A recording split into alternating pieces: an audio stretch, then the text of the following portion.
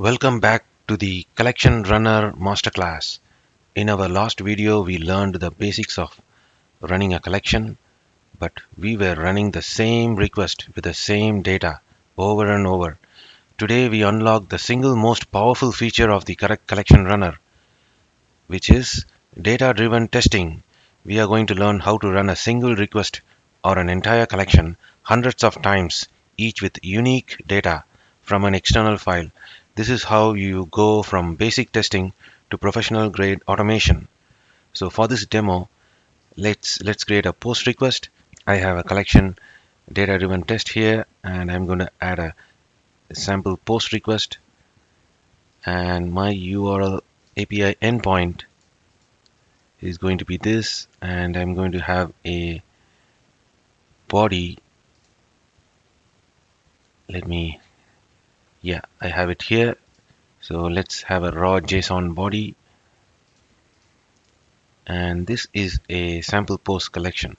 So what you can see is I am sending this request, and whatever I send in the body I receive in this response, and you see 201 created. So our goal here is to create 3 different posts all in one run.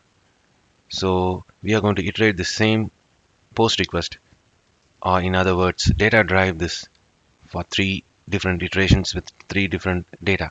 So we can do this using 2 methods, CSV or the JSON file method. So let's start with the most common data file format, the CSV. You can create this in any spreadsheet program, but I have used my own text file editor in my MacBook, and you can see here I have the post.csv. So you can use your own notepad if you are using Windows, but I'm using this. So you have the data for 3 iterations here as shown here. This is the exact content, and you can name it any file name. I have named this file as post.csv. This is all you need. The most important rule is that the first row must be the variable names.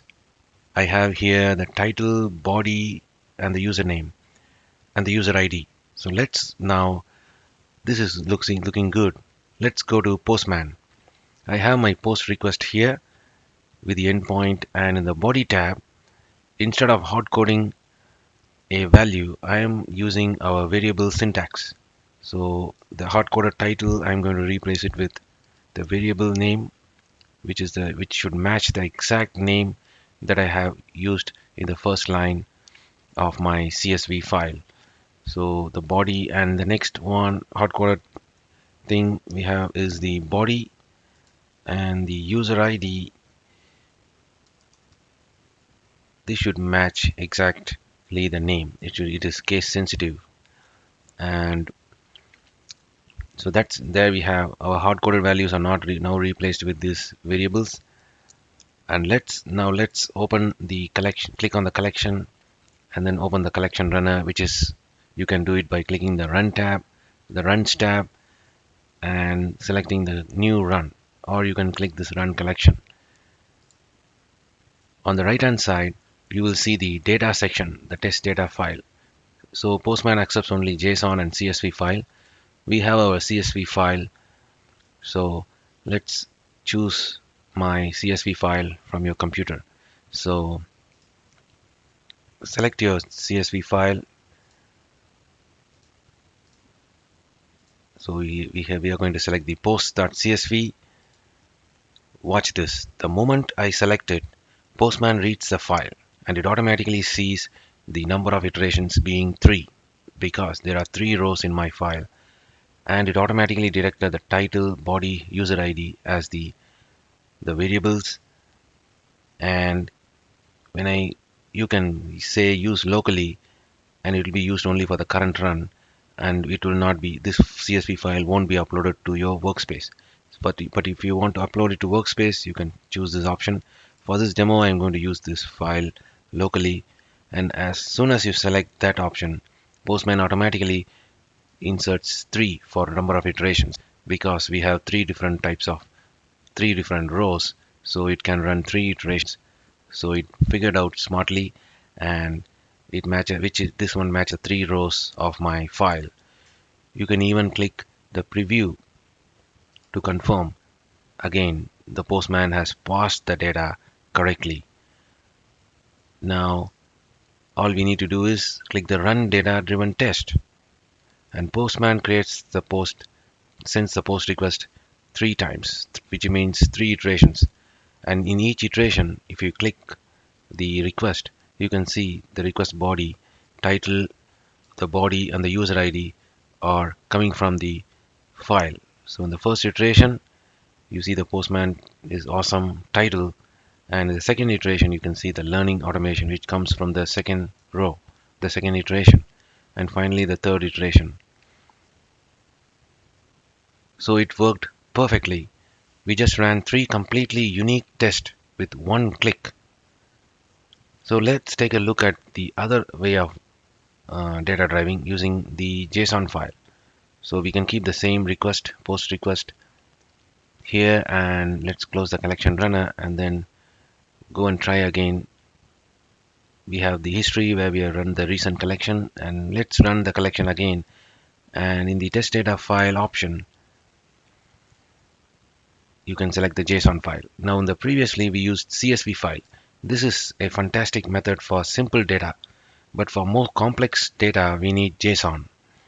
Here is the exact content of my JSON file that I have in my local machine. You can open a notepad and create a content like this, and then save it as post.json or any file name you want with an extension JSON. And you can see I have the same data but in JSON format, and you can see it is an array of objects. This is an array and many objects inside, and each object is used for one iteration. So the process in the Postman is exactly the same. So let me save this data and let's go back, and in the test data file, what do you need to do? We need to select the file, and this time we are going to select the JSON.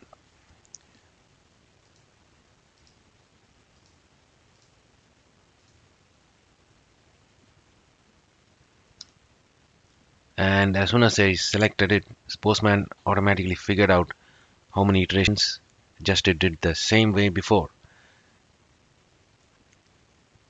So click apply or use locally, and you can see you can even preview again if you want to make sure the data is rightly parsed. So click the run button. So here we have run manually, the default one, so we are going to run it manually, and you can see the same thing found here. So it got the 201 response successfully. It sent 3 times, and like before it used different data for each iteration. So all we did was running multiple iterations. You can have thousands of lines in this file, and this will automatically run 1,000 times. So with a single click we achieved the automation of running many requests with different data. And one final pro tip.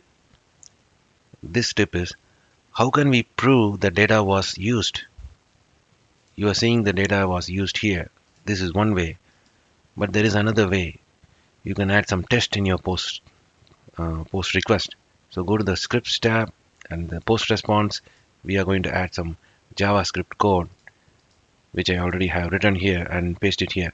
So this test checks that the response status is 201 for each request, and for each request it's going to get the response body and title from the data file, and then it's going to get the same title from the response and compares the response title is equal to the title that Postman used from the data file.